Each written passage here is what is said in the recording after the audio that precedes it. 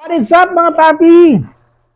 For today's video, isi-share ko lang sa inyo yung mga must-haves na kailangan natin pag mag-aalaga tayo ng doggo. So not necessarily French Bulldog, pero sa lahat siguro ng doggo, general to. So if you're a beginner in taking care of dogs, kung itong anak ko, isi-share ko sa inyo itong mga ginagamit kong mga bagay-bagay para mas madali natin ma-maintain and ma-sustain yung pagiging masaya nitong mga doggo natin. Ito nga pala si Oatmeal. So tara, let's go!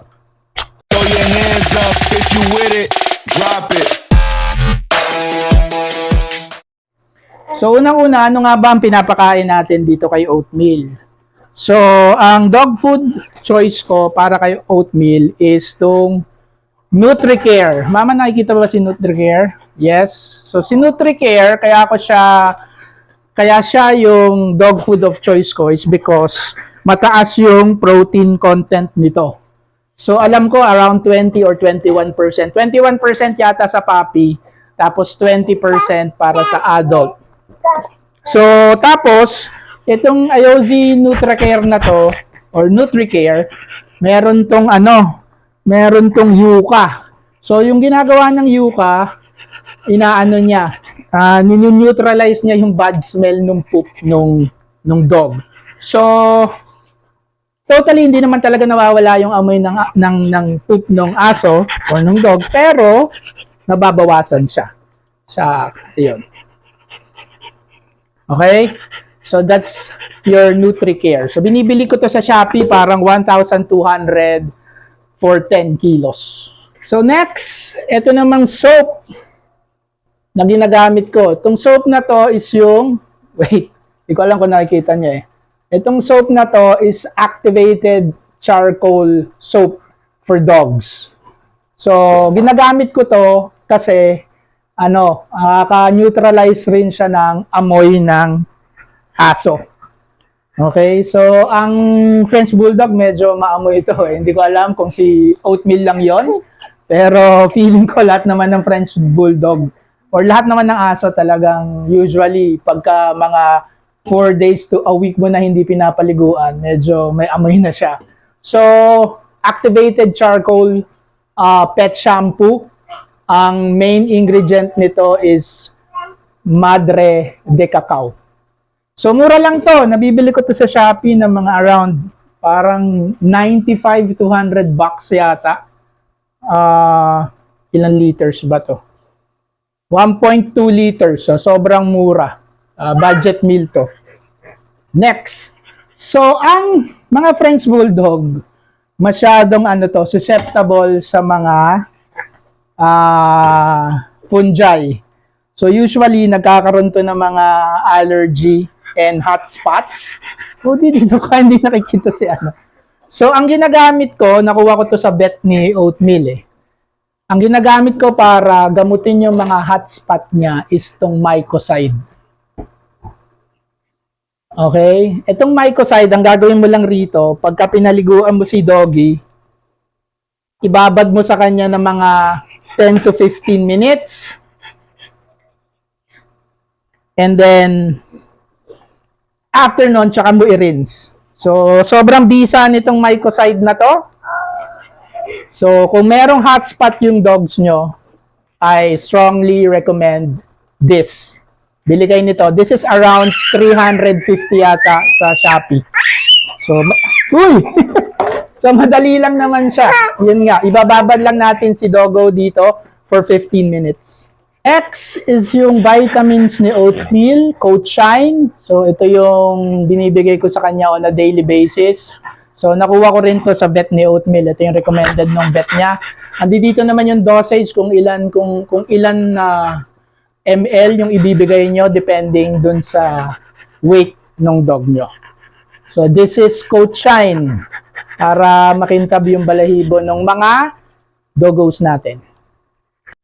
Next is yung Vermifuge. Yung Vermifuge, dewormer to.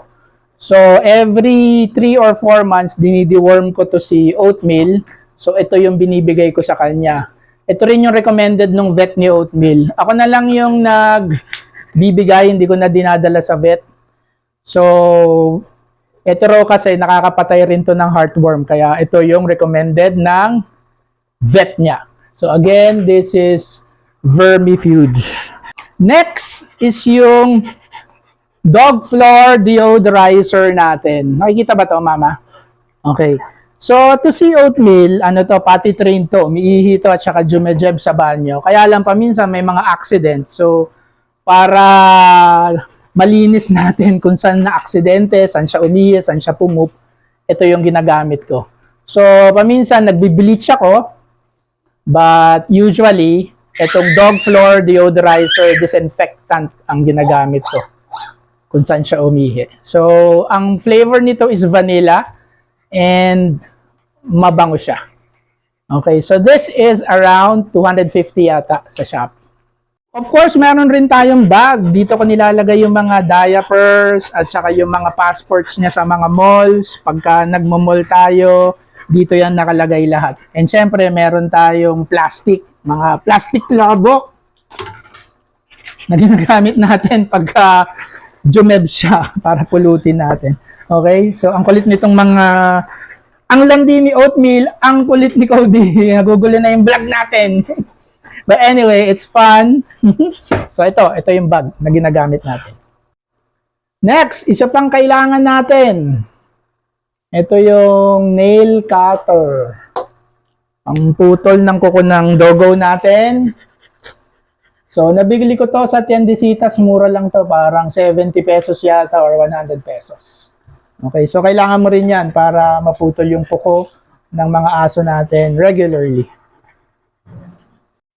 And of course, yung water bottle. Ito, napaka-useful nito pag nagpapalakad tayo ng aso. Ang French Bulldog kasi, madaling mag-overheat to kasi brachycephalic ba tawag ng whatever, basta pangu siya.